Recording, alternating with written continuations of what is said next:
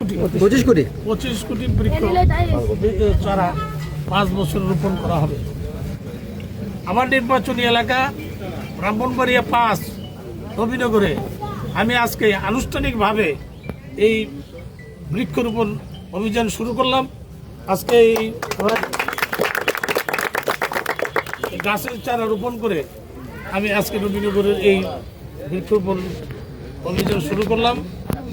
নবীনগরের যতগুলি রাস্তা আছে সবগুলি রাস্তায় একে একে এই গাছের চারা রোপণ করা হবে। এখানে প্রশাসনের ঊর্ধ্বতন কর্মকর্তারা আছেন, রাজনৈতিক দলের নেতৃত্ব আছেন। সবার কাছে আমার অনুরোধ, আপনারা সবাই আপনাদের যে বাড়ি, আপনাদের বাড়ির আঙ্গিনেও আপনাদের উদ্যোগে আপনারা এই গাছের চারা রোপণ করুন এবং এই দেশকে সবুজে আমাদের যাতে এই সবুজায়নের কর্মসূচি আমরা সফল করি।